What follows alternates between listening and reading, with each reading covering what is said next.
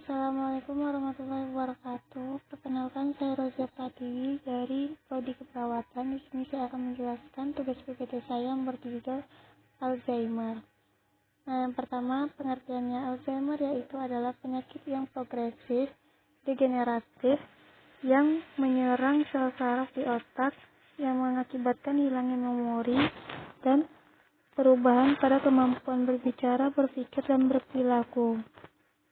Etiologinya itu terdiri dari demensia, yang dimana demensia dengan Lewy bodies, vascular demential, yang ketiga tumor lobus frontal dan temporal, yang keempat pasien dengan subdural hematom kronik, yang kelima CJD, yang keenam severe multiple sclerosis, yang terakhir HIV dan AIDS.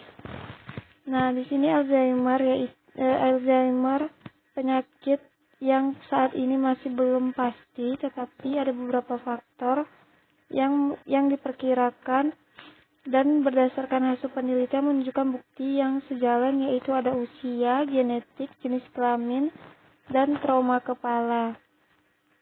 Nah, di sini juga ada terdiri dari patofisiologinya.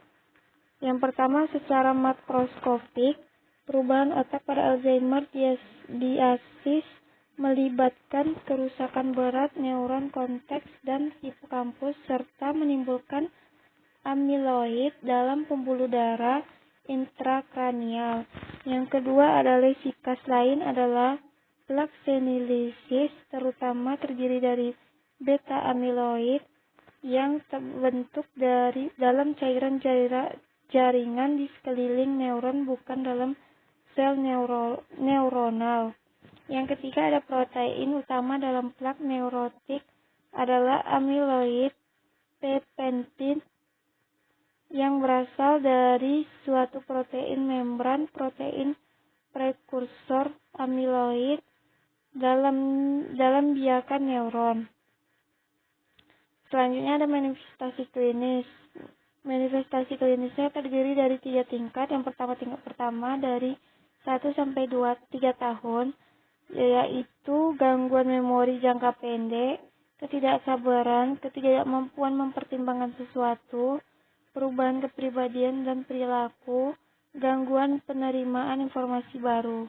Yang tingkat 2-nya dari masa 2 sampai 10 tahun, yaitu adanya kebingungan, kehilangan memori, kerusakan kognitif, kesulitan dalam pengambilan keputusan, kesulitan berbahasa. Selanjutnya, tingkat 3 dari masa 8 sampai 12 tahun terdiri dari kerusakan beberapa fungsi kognitif, kerusakan fisik karena gangguan neurologik, ketidakmampuan melakukan perawatan diri. Selanjutnya ada pemeriksaan diagnostik yang terdiri dari CT scan, MRI, SPECT scanning, dan PET scanning. Penata laksanaannya itu terdiri dari cholinesterase inhibitor, ginkgo biloba, golongan obat-obat yang bekerja secara reseptor kanal ion, dan yang terakhir golongan obat-obat yang bekerja dengan GPCR. Komplikasinya itu yang pertama adanya pneumonia, infeksi saluran kemih atau ISK, adanya cedera, dan dekubitus. Diagnosa keperawatannya itu terdiri dari kehilangan terdiri dari gangguan proses pikir berhubungan dengan defisit kognitif, gangguan sensori, dan kehilangan memori.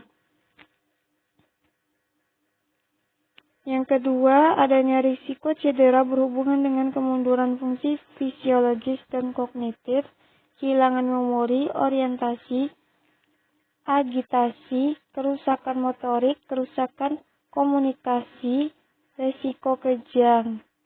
Yang ketiga, ketidakefektifan coping keluarga berhubungan dengan efek kemunduran proses penyakit jangka panjang. Yang keempat, ada hambatan komunikasi verbal berhubungan dengan kerusakan fungsi kognitif. Dan yang terakhir, adanya defisit perawatan diri. Nah, sekian presentasi yang dapat saya berikan. Lebih dan kurang saya mohon maaf. Wabillahi taufiq wal hidayah. Wassalamualaikum warahmatullahi wabarakatuh.